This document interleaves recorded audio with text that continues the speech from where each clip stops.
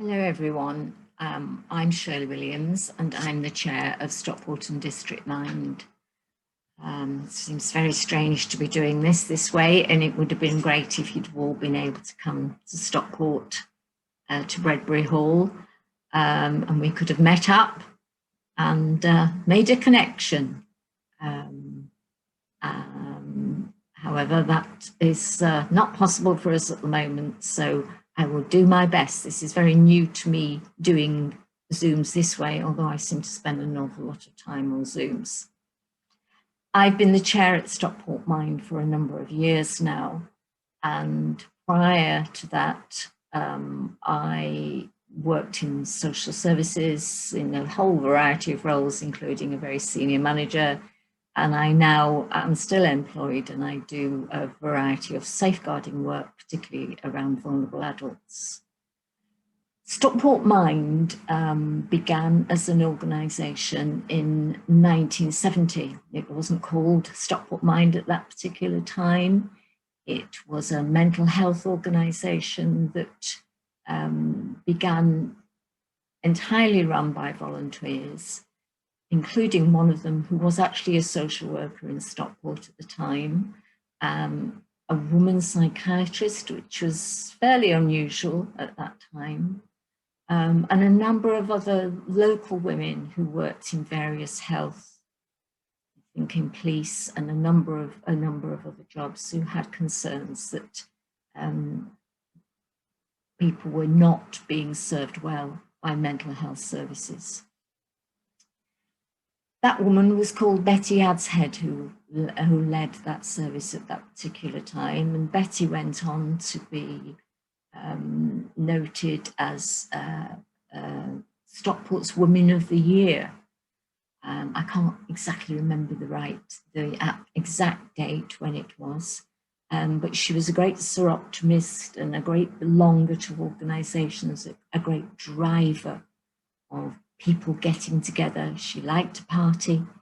I've actually got a few photographs which I can't show you because of the way things are, of parties that she held. And towards the end of her life, when she stopped being chair of Stockport Mind, because she did it for quite a long time, she became our president, and she went on to continue to be a very strong participant and supporter till she died now 5-6 years ago, and she was 95 when she died. And interestingly enough, towards the end of her life, I actually became something of her carer because she didn't live very far from me, and certainly although she had carers going in to help her physically, I was her stimulus to a large extent, because family were very scattered and there weren't very many of them. And I gave the eulogy at her funeral. So I introduced that in the way because I know we're celebrating International Women's Day as part of this talk that I'm doing, and you'll be having other people talking to you, and you yourselves are an organisation that celebrate women. I'm very pleased about that. I celebrate a lot with my women friends. We are a group of 10 who Zoom every fortnight. We've been friends and colleagues. We started as work colleagues, working for different organisations, and we're called Awesome, Association of Women Senior Managers, as we were at that particular time. Now we sort of became a walking group, and now we're more a lunch group, going to nice hotels, spending a couple of days together, and sometimes we do some work with each other and we act as mentors and things. So, you know, I'm a great supporter of women's groups. Our local Mind started with Betty and those other colleagues of it. They were all women, by the way.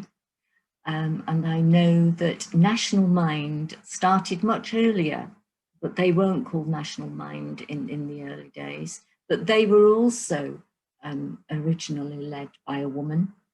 And You can go on the National Mind website and you can find out some of the history of them there. But again, women playing a big part, particularly in all caring services.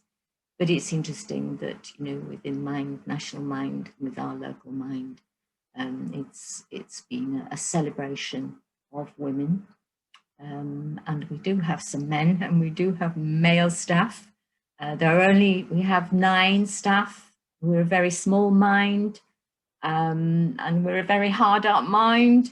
So if you do want to donate, do look for Stockport Mind, not National Mind, because we don't get any of their money. In fact, we actually pay National Mind. We became part of the Mind organisation, I think in the early 1990s. It's before my time with Mind. And we are a federation, a bit like yourselves. There are about 120 local Minds, and we're one of those, and we're one of the smallest, because although we have 9 staff, they're not all full-time, and often, and particularly with COVID, a lot of them are on short-term contracts.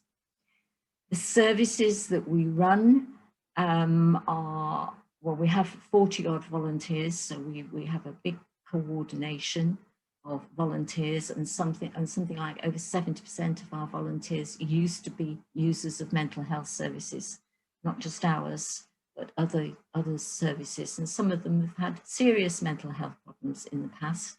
Volunteering, giving yourself, is one of the 5 ways to well-being, doing a kindness. And our volunteers during COVID have been really sad that they haven't been able to do a lot of things that they've done in the past. And those that are absolutely addicted to tombola and running and getting things from everybody to put on the tombola stall have really missed out. Our staff, we run a social isolation service, we started before the pandemic, but of course it's been very important during pandemic. And we have a lot of service users now. Something like 70% of them are women.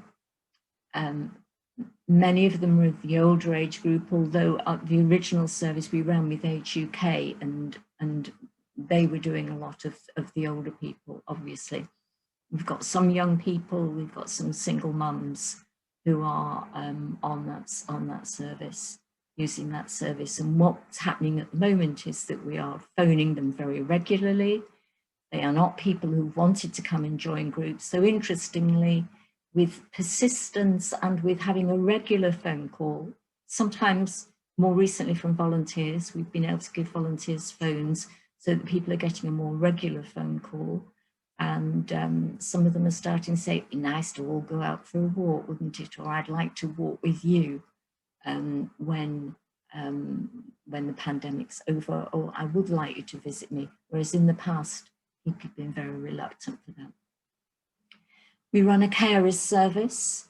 It's fairly unusual for a Mind to run a carers service. Again, as you could imagine, the vast majority, I think it's just under 90% of the carers, and we have nearly 50 carers on our books at the moment. They come and they go in terms of some of them are fairly short term, but quite a lot of them are long term. And most, as I say, most of those are women, often caring for people, more than one person with serious mental health problems, family members, you know, sons and daughters with schizophrenia and bipolar disorder and very severe anxiety, a whole range of mental health problems. And that group, they're Zooming at the moment. They started a choir. Some of them joined the choir. We got some money to have a professional teacher. And of course that hasn't been able to do, but they are Zooming and having quizzes and a good moan together, which is always very, very therapeutic. The other service that we run is, well, we have groups. We have what's called Rendezvous, and a whole group of people, anybody can go, anybody can join in. It was going on once a week. And at the local Baptist church, people could turn up and join that group. We have Thursday at 1, which is another group. actually rendezvous at another community centre. It's Thursday at 1 that runs at the local Baptist church, where, you know, a number of the members of the church are actually volunteers with us as well. And they, that group have been producing artwork. They have an art group, it's an offshoot from that. And if you go on our website, stockportmind.org, pretty simple, make sure you get the Stockport in though, you'll see some of the work that even people like me have been contributing, because you don't have to be. During lockdown, we've been trying to encourage lots of people to do pieces of artwork. So there's the groups, there's the isolation service, and then we have the general telephone and advice service, which all minds have, and we get a lot of customers through that service who just need somebody to talk to. But sometimes, and we had one Friday afternoon recently, whilst we were in lockdown, and people, we had the worker who was on the phone at that time, and all staff have got mobile phones, a lot of them are working from home during some aspects of, you know, let up rather than lockdown. They've been going into the office because we own our building. That was got by a lottery many years ago. And it's got lots of small rooms, so staff have been socially isolating within rooms in the office. But there was one Friday afternoon when we had 3 call-outs to ambulances on the basis that the conversations that the worker was having with people were so serious that we felt that, you know, they were very much at high risk of taking their own lives. That's not usual to have so many, but we do. Our staff are trained in the basic suicide prevention work, and one of our managers is qualified to be a trainer in that, what's called safe talk within our area.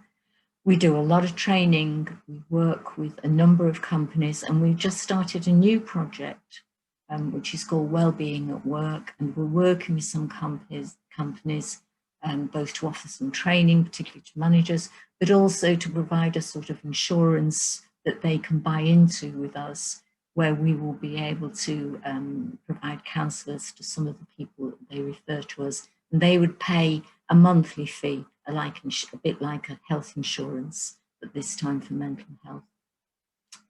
So I think I'm probably coming to near the end of my talk, and I had an awful lot more to say, but that's me. So it's good to connect, and I hope that you are looking after your mental health. And there are 5 ways to well-being. One is connection, which has really been challenged by COVID. The other is to be active, and we know that that's not possible for everyone to, you know, go and take walks all the time and things like that. The other is to give, you know, why so many of our volunteers love volunteering, because they love the giving, and they've been really frustrated by not being able to give of themselves during this time. There's to take notice, the mindfulness, you know, that you'll have heard a lot about, and that's very much about noticing the world around you as it is now at this moment. I can see the drawings of my grandchildren on my screen behind me. You might be able to see one. One of my granddaughter is 5, and she's got a thing about drawing purple and turquoise peacocks, which I think you can see somewhere up there. And so looking at that and looking at the birds, I'm a great bird watcher, and those sorts of things, and being in the moment with yourself, not trying not to think about what's going on in the world around you. To learn, you know, online and things. We know not everybody's there online, but reading, even if it's books you've read before, you'll be finding different things. And I know that that's been tricky. I've not read as much during this particular period. But the main thing is to try to keep connected with some people, because we are social animals. I have a great thing about, everybody says, oh, we should be working towards independence. No, we should be working towards codependence, being able to rely on other people. A lot of our social isolation people cannot depend. They find that really difficult, really challenging, and yet they miss out so much because they also want to give.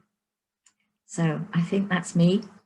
I'm not sure whether I've gone over my 10 minutes or not, because it's not showing me on my Zoom while I'm doing this, but I'll finish there. Have a good celebration in your different ways. And as I say, if you want to support us, we're very hard up. Although we've got lots of short-term bits and pieces here through COVID, which are all disappearing as they came very early in the evening. We've got a wonderful group of staff who are multitasking all of the time. And the children are, a few of them running past as we're doing our regular Zooms. So do support us. But if you've got a mind in your area and you don't live near us, look at that mind as well, and see not every area's got them, but there are some great minds around the country. Thank you, and stay well and stay connected.